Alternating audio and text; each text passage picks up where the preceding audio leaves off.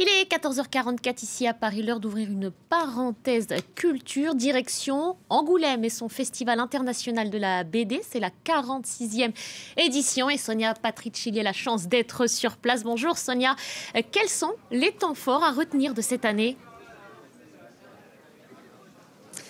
Eh bien écoutez, ici la ville est surnommée BD City pendant l'espace de 4 jours parce que tout simplement la ville vit au rythme de ce festival international de bande dessinée. 400 événements sont programmés sur 4 jours. 1500 auteurs sont présents ici en dédicace et se rendent disponibles pour le public. C'est vous dire l'ampleur de ce festival. Avant d'aborder l'exposition phare de cette édition, je vous propose d'écouter le directeur artistique Stéphane Beaujean sur l'esprit du festival de BD. Les gens aiment se retrouver ici. Il fait froid, c'est pas toujours pratique, on dort pas forcément dans un hôtel confortable, mais on sait que le soir on va croiser énormément de professionnels qu'on croise pas ailleurs, surtout beaucoup de professionnels du monde entier, étrangers, qu'on ne voit quasiment jamais. Et pour avoir cette chance de baigner dans cette atmosphère un peu bon enfant et pour autant très émulante sur le plan créatif, il faut venir ici. C'est le seul festival au monde où vous trouverez autant de créateurs venus des 4 coins du monde. Le principal temps fort cette année, c'est l'exposition XXL consacrée à Batman, le super-héros. Fête ses 80 printemps et il n'a pas pris une ride. Il y a de longues files d'attente pour accéder à cette exposition, comme une mise en bouche, une réplique de la Batmobile accueille les visiteurs dès l'entrée. Et puis on plonge dans tous les univers de Batman, Gotham City, la Batcave, jusqu'à retrouver le Joker derrière les barreaux.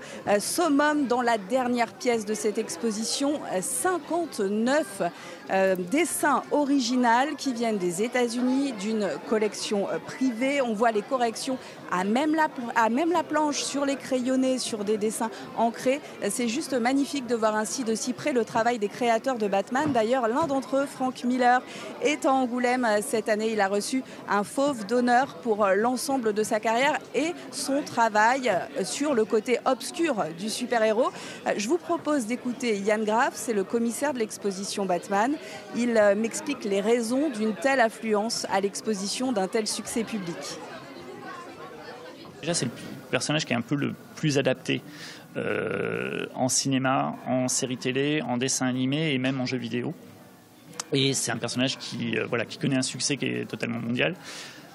On est dans un festival international de la bande dessinée. Il est né dans la bande dessinée. Il y a eu une quantité d'auteurs et de scénaristes et de dessinateurs qui est innombrable. C'est-à-dire, je ne peux même pas vous dire combien de personnes ont travaillé sur ce personnage. Et je pense que c'est ce qui fascine.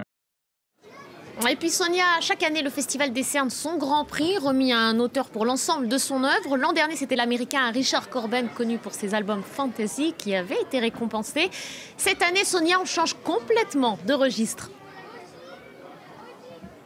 Oui, puisque c'est une mangaka qui a été couronnée du Grand Prix pour l'ensemble de sa carrière. Elle s'appelle Rumiko Takahashi, elle est japonaise. Elle est assez discrète en fait, son visage est assez inconnu du grand public. Elle a réalisé elle-même son autoportrait que vous découvrez. Mais si je vous dis Juliette, je t'aime, ce dessin animé qui était diffusé dans les années 80 en France, vous allez me dire oui, mais bien sûr, eh bien c'est elle. Ce dessin animé a été inspiré de son travail. Son œuvre majeure reste Ranma 1,5. Derrière le côté pop et sucré de ces mangas, elle croque tous les problèmes de société que traversait le Japon des années 90.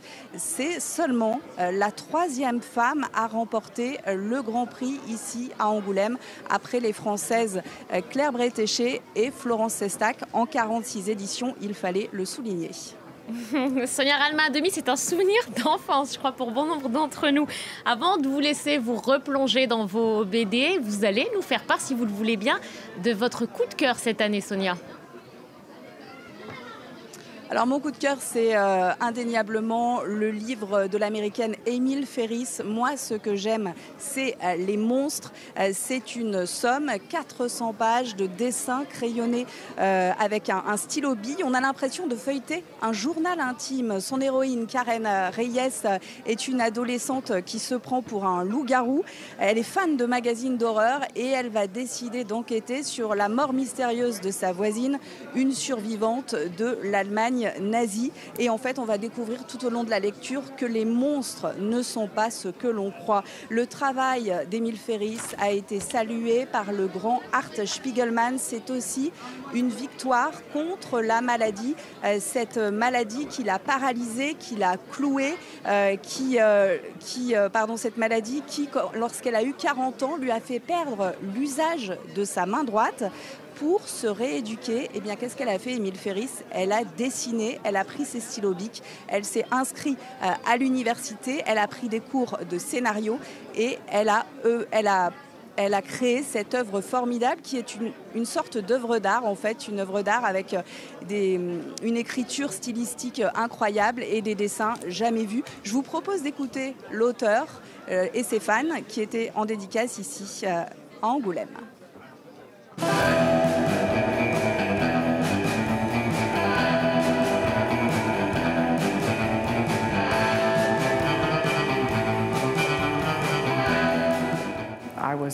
Enfant, j'étais cette petite fille étrange qui adorait les films d'horreur et qui savait qu'elle ne serait pas heureuse en tant que femme. Et donc je voulais devenir un monstre. J'étais vraiment un être bizarre, comme la plupart d'entre nous, mais j'ai compris avec le temps que je n'étais pas seule et que nous sommes tous des monstres. Ça fait 1 heure là que j'attends. Voilà, donc j'ai commencé à lire le livre. Et je trouve que c'est passionnant, surtout son dessin que je trouve formidable. Même si c'est que du stylo bille et que le rouge-le bleu est vraiment très fort, il y a quand même, pour moi c'est un graphisme très détaillé. Des fois elle va dessiner un peu plus réaliste, des fois elle va faire des trucs un peu plus grossiers, je trouve ça hyper intéressant. La masse de travail est impressionnante et puis l'histoire aussi est très, très complexe et il y a plein de sous-histoires à l'intérieur.